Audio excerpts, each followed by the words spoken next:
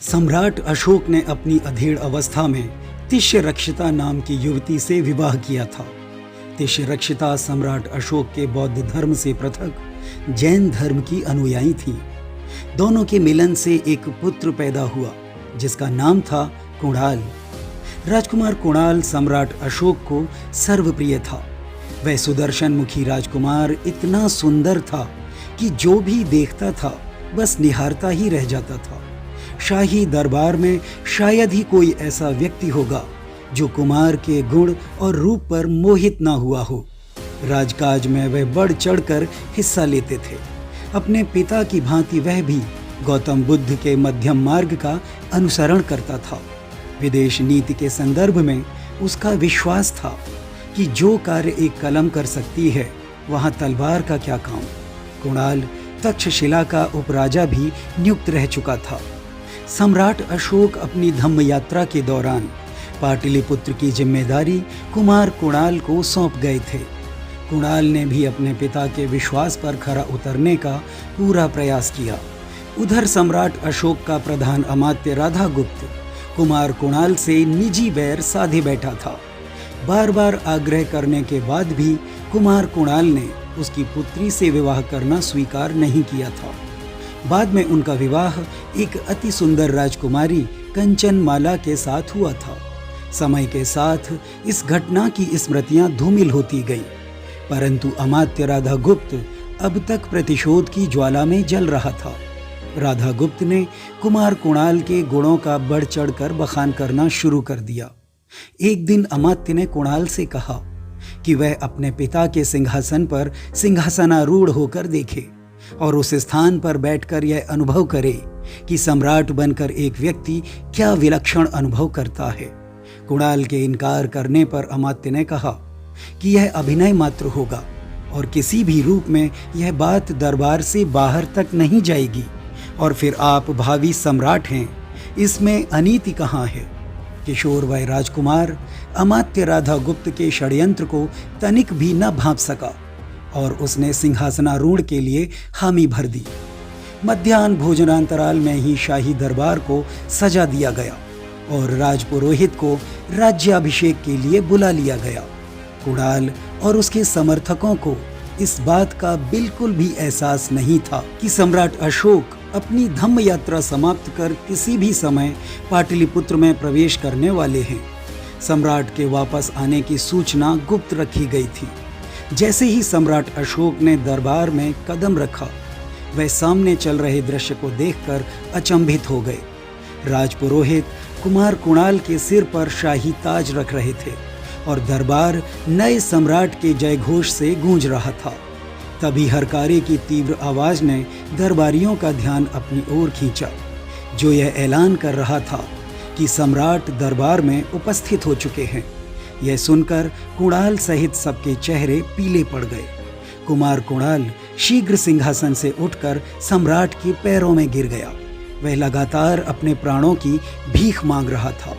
इस पर सम्राट ने कहा, समस्त जम्बूद्वीप का सम्राट अभी जीवित है। ऐसी धृष्टता करने का दुस्साहस तुमने कैसे किया?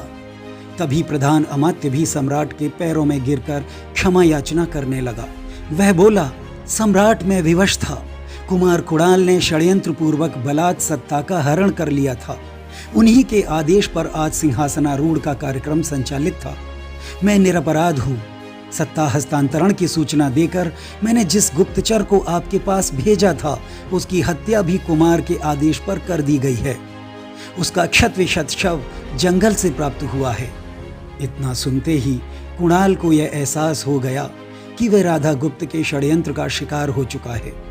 आज का दिन उसके जीवन का सबसे घातक दिन साबित हुआ था। कुणाल यह जानता था कि उसके द्वारा दिया गया कोई भी स्पष्टीकरण सम्राट को मान्य नहीं होगा। तब उसने कहा कि इस अक्षम्य अपराध के लिए सम्राट उसे जो दंड देंगे उसे स्वीकार्य होगा।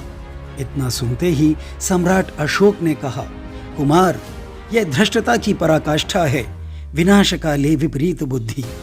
सम्राट का यह आदेश है कि विश्वासघाती कुमार कुणाल को अंधा करवाकर परिवार सहित महल से बाहर फेंक दिया जाए और आदेश में विलंब करने वालों को फांसी पर टांग दिया जाए। सम्राट अशोक के आदेश पर कुणाल को अविलंब नरक कक्ष में ले जाया गया, जहां ग्रीक जल्लादों ने कुमार को गर्म सलाखों से अंधा कर दिया। इस घटना से शाही महल में कोहराम मच गया। इसके बाद कुणाल को अपनी पत्नी कंचनमाला और नवजात पुत्र संप्रति के साथ राज्य से बाहर निकाल दिया गया। वहीं इतिहास के प्रोफेसर चार्ल्स ड्रैकनियर का कहना है कि टॉर्चर चैम्बर या अशोकाज हेल जैसी कोई चीज नहीं थी। यह बौद्धों द्वारा बनाई गई कहानियां थीं, क्योंकि वे लोग सम्राट अशोक को क्रूरता से अहिंसा की ओर परिवर्तित दिखाना चाहते थे। उधर कुणाल अपने परिवार के साथ यहाँ वहाँ भटकता फिर रहा था। हर जगह उसे तिरस्कार और नफरत मिली। बौद्ध विहारों का भी उसके प्रति निराशाजनक व्यवहार था। एक रोज सम्राट ने राज्य भ्रमण के दौरान अपने पुत्र कुणाल और पुत्रवधू कंचनमाला को गाना गाकर भीख मांगते हुए देखा। कुमार की दुर्दशा देखकर वह भावुक उठा। सम्राट ने कुमार को उसके कृत्य के लिए क्षमा कर दिया। कुणाल की मां तिष्यरक्षता की मृत्यु के बाद अशोक ने कुणाल को दरबार में बुलवा लिया था। सम्राट को अपने किए पर बहुत पछतावा था। अशोक ने अपने सानिध्य में कुणाल को राजा के पद पर नियुक्त कर दिया, पर शीघ्र ही उन्होंने अपने अंधे पुत्र को राजा के पद से हटाकर अपने पौत्र दशरथ को नया राजा नियुक्त कर दिया। दशरथ समस्त जम्बूद्वीप का राजा था। वह सम्राट अशोक की पत्नी कुरुवाकी से उत्पन्न पुत्र तीवर का बेटा था।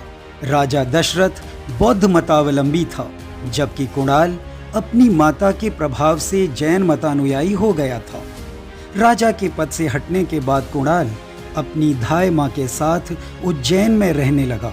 यहीं पर कुणाल के पुत्र संप्रति ने अपने यौवन को प्राप्त किया था। संप्रति प्रत्येक कला में दक्ष था। राजत्व के गुण उसमें कूट कूट कर भरे थे। संप्रति ने अपने पिता कुणाल के साथ अशोक के दरबार में जाकर राजा पद के लिए अपना दावा प्रस्तुत किया। अशोक संप्रति के युद्ध कौशल और प्रशासनिक जानकारी से बहुत प्रभावित थे। अशोक ने घोषणा की कि दशरथ के बाद संप्रति को राजा बना दिया जाएगा।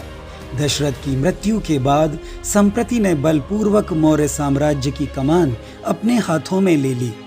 जैन ग्रंथ परिशिष्ट पर्वन के अनुसार संप्रति को जैन संत सुहास्तिन ने जैन धर्म की दीक्षा दी थी और संप्रति ने अपना राजधर्म जैन धर्म को बना लिया था। जैन इतिहासकार यह दावा भी करते हैं कि संप्रति सम्राट अशोक से भी अधिक शक्तिशाली और प्रसिद्ध शासक थे। अंजन कला उत्सव के माध्यम से मौर्य सम्राट संप्रति ने लाखों जैन मूर्तियों और मंदिरों का निर्माण एवं स्थापना करवाई थी। संप्रति निर्वंशी मौर्य शासक थे। उनकी मृत्यु के बाद शालिशुग अगला मौर्य सम्राट बना था।